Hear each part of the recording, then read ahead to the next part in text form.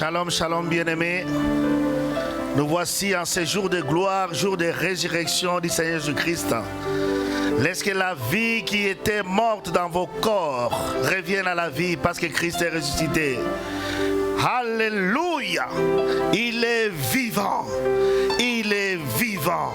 Il est ressuscité et il est vivant. Alors bien-aimés, je vais nous inviter, avant d'aller plus loin, chacun de nous de prendre sa Bible. Nous allons lire notre texte de ce matin. Et j'invite par la même occasion à ceux qui nous suivent dans les médias qu'ils puissent ouvrir également notre chaîne YouTube afin que nous soyons en communion ensemble. Donc là, nous prenons notre Bible dans le livre de Luc au chapitre 24. Et là, nous lirons du premier verset jusqu'au 12e verset. Cherche rapidement, c'est un grand jour aujourd'hui. Un jour qui a bouleversé le déroulement normal des choses. As-tu déjà trouvé? Est-ce que nous pouvons lire?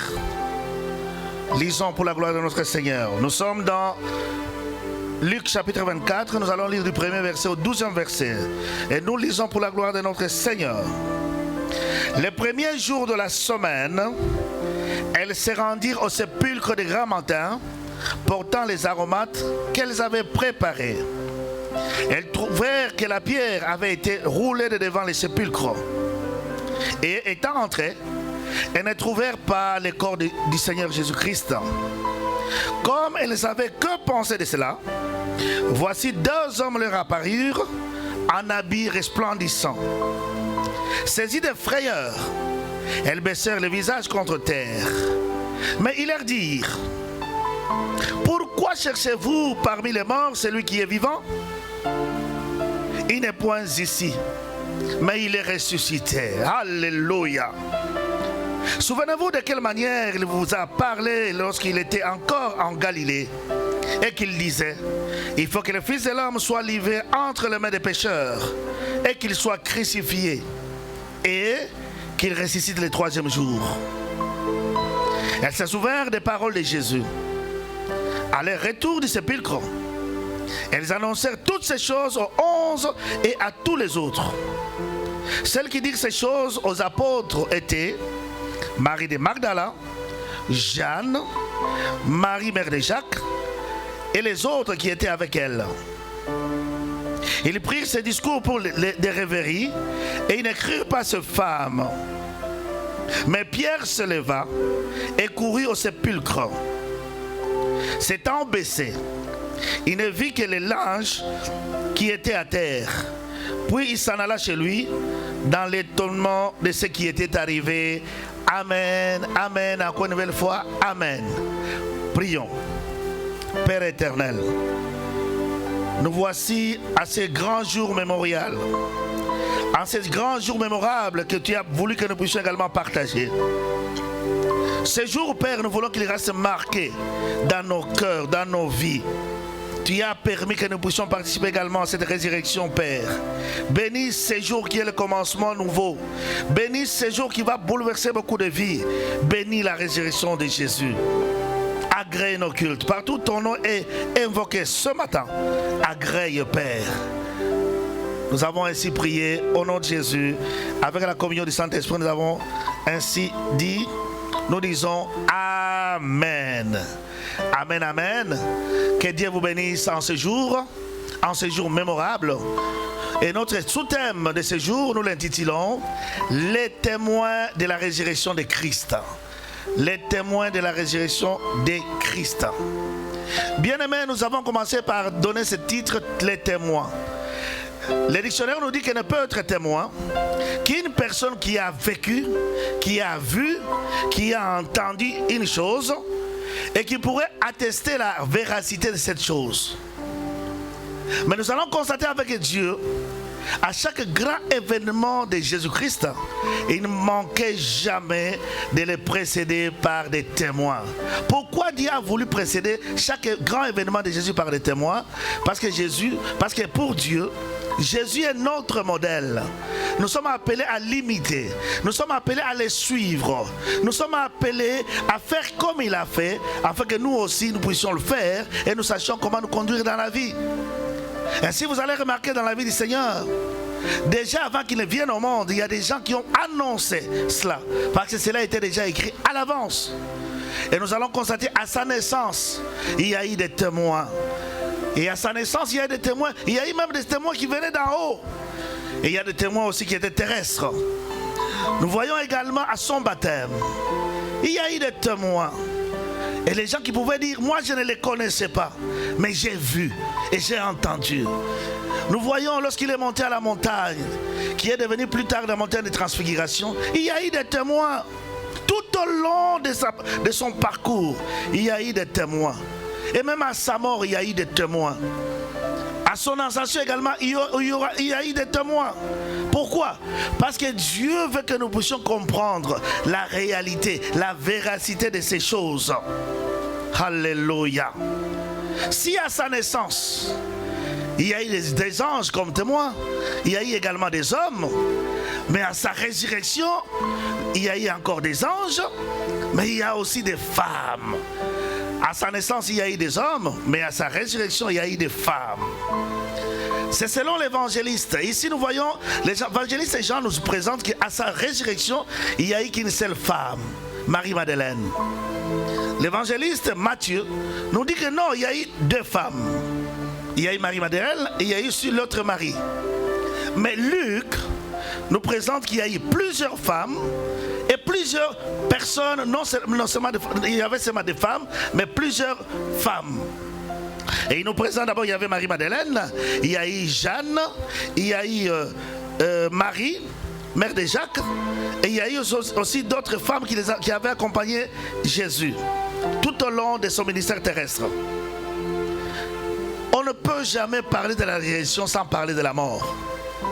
Parce que pour parler de la résurrection, il faut au départ connaître si la personne était morte. Et ici nous voyons, la Bible nous explique, nous parle de comment est-ce que la mort de Jésus est arrivée. Nous savons tous qu'il était déjà pendu au bois. Mais ces jours-là, c'était un certain vendredi, ces jours-là, la Bible dit, depuis la 6e heure, c'est-à-dire depuis midi, jusqu'à la 9e heure, c'est-à-dire 15 heures, il y a eu des ténèbres sur toute la terre. Le soleil s'était obscurci. Et pendant ce moment-là, Jésus poussa un grand cri. Et il cria, Père, je remets mon esprit entre tes mains. Et la Bible commente qu'après cela, pendant qu'il disait ces paroles, il expira, c'est-à-dire il rendit l'âme. Et il y a eu des miracles qui avaient suivi cela. Et le miracle qui avait suivi, la Bible nous dit que les voiles du temple se déchirant en deux. Il y a eu tremblement de terre.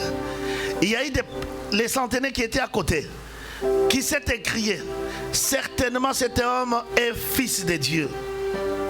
Et il y a eu beaucoup de miracles qui se sont passés ces jours-là. Et il a rendu l'âme. Après qu'il ait rendu l'âme, après qu'on ait constaté sa mort, vers le soir, il y a un homme appelé Joseph d'Arimathée qui est arrivé. Mais avant cela, il est allé demander le corps de Jésus auprès de Pilate, qui était l'autorité de l'État. Et Pilate le lui a accordé. Et il est venu. Alors qu'il était venu, la Bible nous explique déjà qu'au départ, au pied de Jésus, il y avait même Marie, sa mère. Il y avait aussi les disciples que Jésus aimait.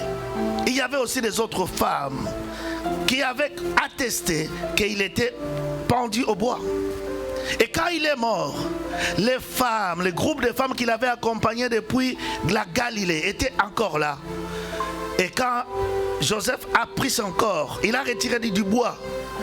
Il a pris, il a mis dans un linceul. Elles étaient là, elles ont vu. Et après avoir vu ce corps mis dans le linceul, lorsqu'il a pris, il est allé le déposer son corps dans les rocs, dans les sépulcres taillés dans les rocs. Elles étaient là. Elles sont même entrées pour voir dans quelle position on a déposé le corps de Jésus. Et lorsque Joseph a roulé la pierre pour couvrir les sépulcres, elles étaient encore là. Et elles sont rentrées chez elles. La Bible commente que c'était pour aller préparer les aromates et les parfums. Mais comme c'était un vendredi, elles devaient préparer maintenant les sabbats. et les samedis, comme c'était les sabbats, ils ne sont pas allés au sépulcre. Mais dimanche matin, au grand matin, ils se sont levés et sont arrivés en ayant en leurs mains les aromates. Mais dès qu'ils sont arrivés, ils ont trouvé la première des choses, ça dépend des évangélistes. Nous sommes dans Luc. Luc nous apprend que quand ils sont arrivés, ils ont trouvé la pierre devant le sépulcre qui était déjà roulée. Donc le sépulcre était ouvert. Ils sont entrés à l'intérieur du sépulcre. Ils ont trouvé que le corps du Seigneur Jésus ne se retrouvait plus. Alors ils sont sortis. Quand ils sont sortis, ils se demandaient qu'est-ce qui s'était passé, qui avait pris le corps du Seigneur. C'est à ce moment-là que deux anges leur sont apparus. Et les anges leur ont dit: pourquoi cherchez-vous les vivants parmi les morts? Il est vivant, il est ressuscité. Et moi je t'en conjure, frères et sœurs, que Jésus est ressuscité réellement. Et quand on leur a dit cela, là, Marie et les autres étaient convaincus parce que les anges leur avaient dit que souvenez-vous des paroles que lui-même vous avait dites quand vous étiez d'abord en Galilée. Ils étaient convaincus. Et ils sont entrés rapidement raconter cela aux 11. Et quand ils sont arrivés aux 11, tout le monde n'avait pas cru à cela. Pierre s'est levé et il est allé vérifier. Et la Bible nous confirme que réellement Jésus était ressuscité. Parce qu'après cela, il est apparu à Marie, parce que Marie était restée sur place, en pleurant, elle voulait voir le corps du Seigneur. Elle a vu un jardinier croyant, elle a vu un homme croyant que c'était un jardinier, et pourtant c'était Jésus, jusqu'à ce que Jésus l'a appelé Marie. Et il a compris, et il a dit Rabouni. Alléluia. Après Marie, Jésus s'est révélé encore aux disciples d'Emmaüs. Après les disciples d'Emmaüs, il s'est révélé encore aux 11. Lorsque les disciples d'Emmaüs, à la place de dormir, quand Jésus s'était révélé à eux, ils sont rentrés jusque là où étaient les 11. Jésus est venu encore leur apparaître. Il a mangé avec eux.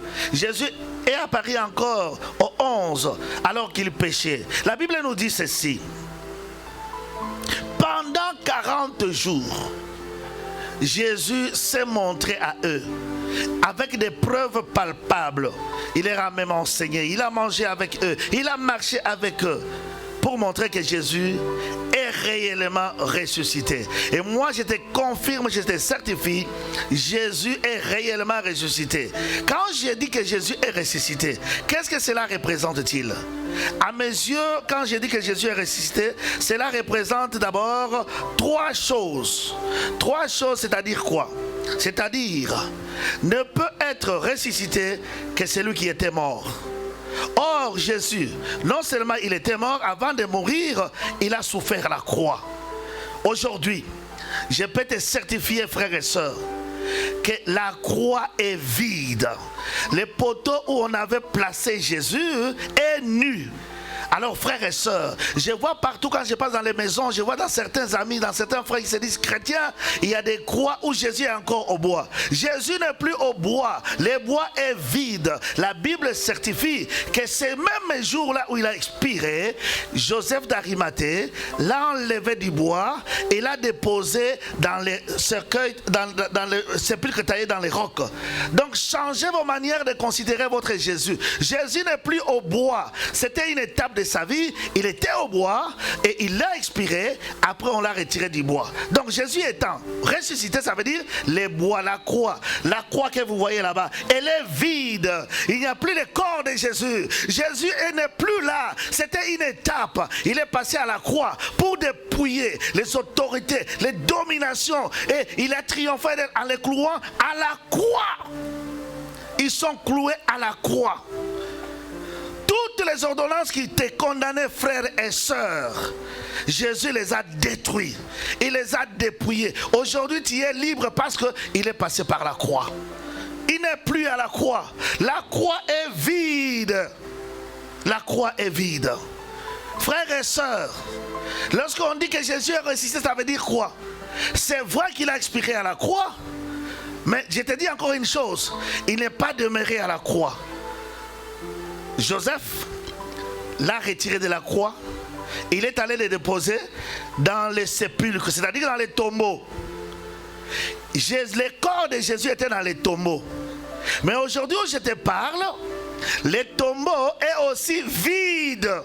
Si je dis que Jésus est ressuscité, c'est-à-dire que le tombeau est vide. C'est vrai, tu peux aller en Israël, tu peux aller visiter le sépulcre de Jésus, mais je te conjure qu'il est vide, il n'est plus là. Il est passé par là, mais il n'est plus là. Il a vaincu la mort. Le dernier ennemi, l'étape finale de toute maladie, la mort, Jésus l'a vaincu. Alléluia. Et cela m'atteste une chose que Paul nous dit. Il dit que Jésus a été obéissant. Obéissant jusqu'à la mort, même à la mort de la croix. Et la Bible souligne, c'est pourquoi aussi Dieu lui a donné le nom qui est au-dessus de tout nom, afin qu'à l'évocation de ce nom, tout genou fléchit et que toute langue confesse qu'il est Seigneur à la gloire du Dieu le Père. Ça, c'est le travail qu'il a fait à la croix. Aujourd'hui, tu pleures encore parce que tu ne connais pas le travail que Jésus a accompli à la croix. Il n'est plus à la croix. Il n'est plus dans la tombe. Et la Bible nous dit, même les femmes qui sont allées ces jours-là au sépulcre, pour eux, ils sont partis pour embaumer les corps. Mais ils avaient oublié toutes les paroles que Jésus leur avait dites avant. Pas une fois, à plusieurs reprises. Jésus avait répété cela.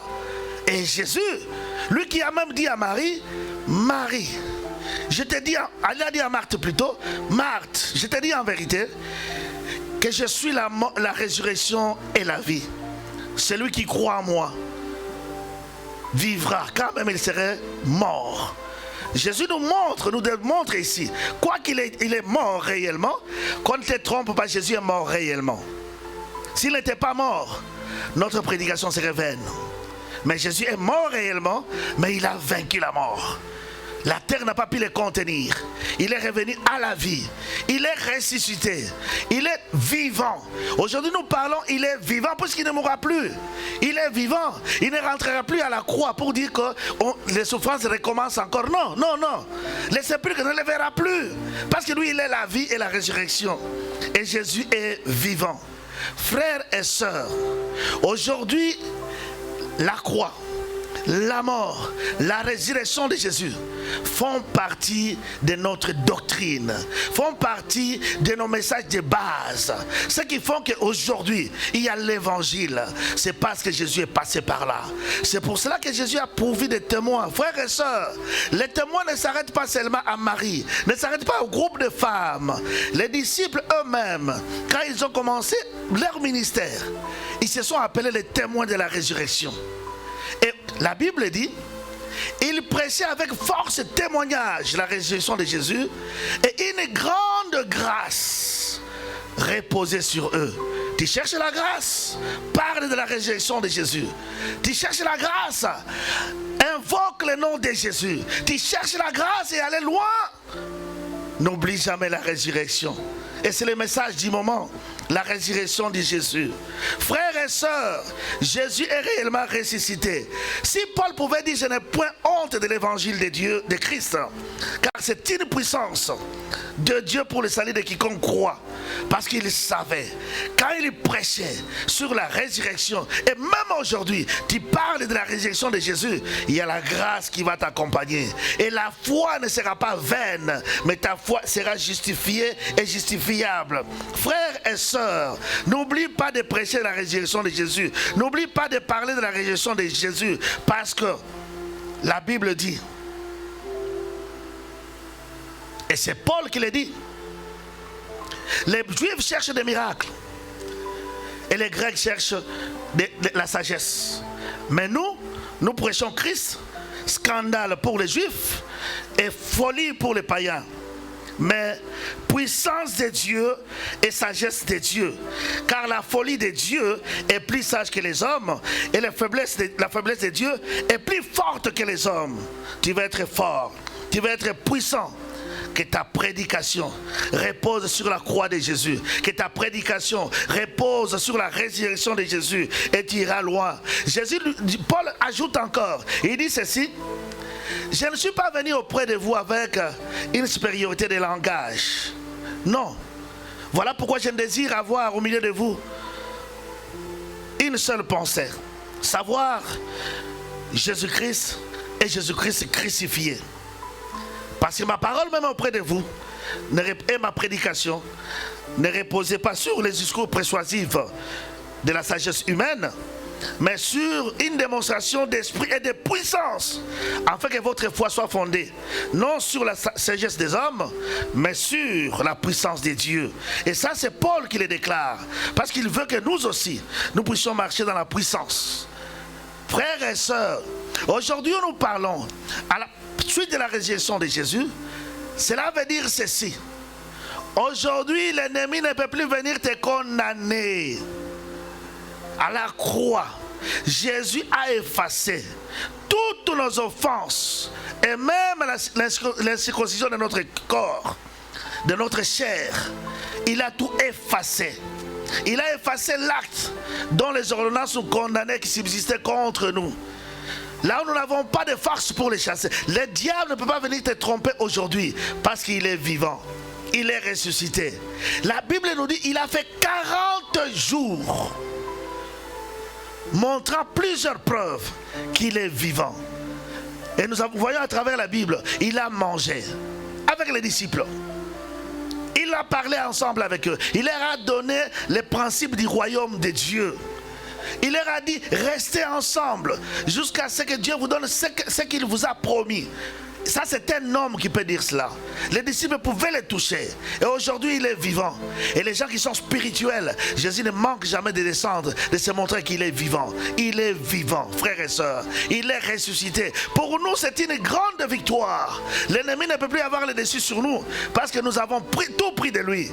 Jésus a pris tout le pouvoir qui était chez l'ennemi. Et il est devenu, il a dit, tout pouvoir m'a été donné.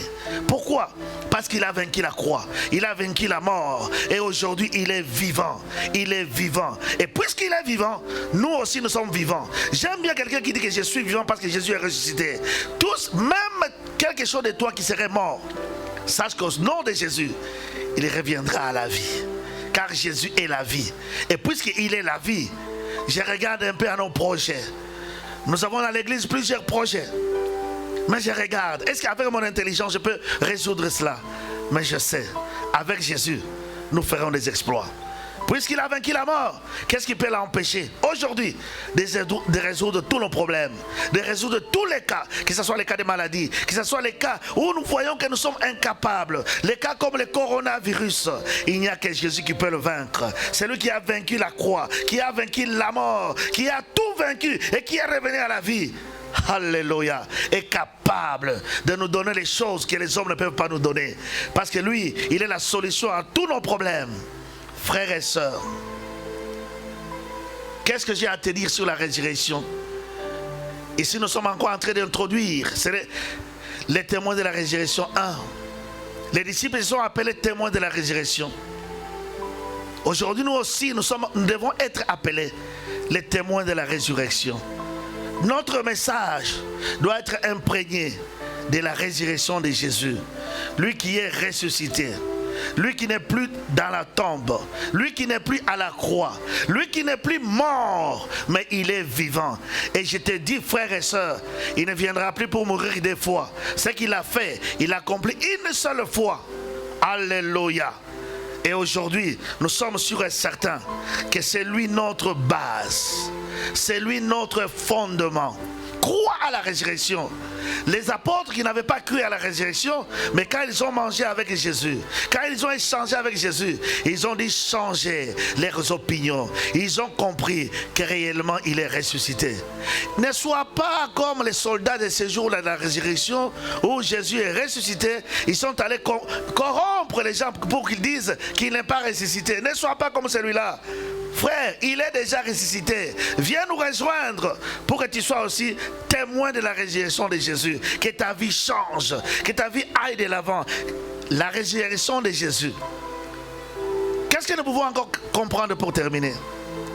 La résurrection de Jésus nous démontre que désormais, le surnaturel ne sera plus réservé pour une catégorie de personnes, mais le surnaturel est ouvert désormais à tous ceux qui croient au nom de Jésus.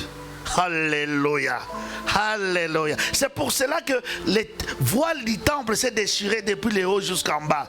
Quand il rendait l'âme, Quand il rendait l'esprit, les voiles du temple se déchiraient. Pourquoi? Pour ton bénéfice, frères et sœurs.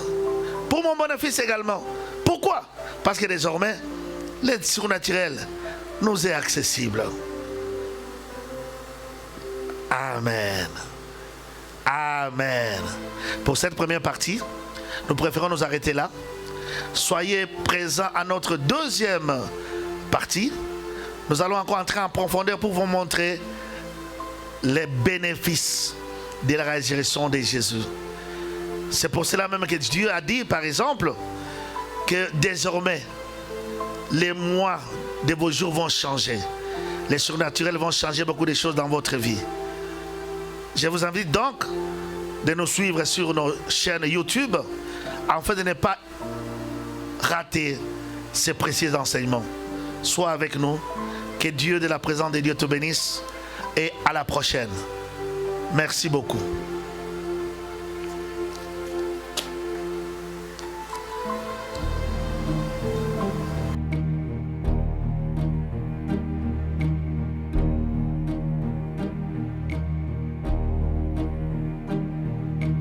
Who can say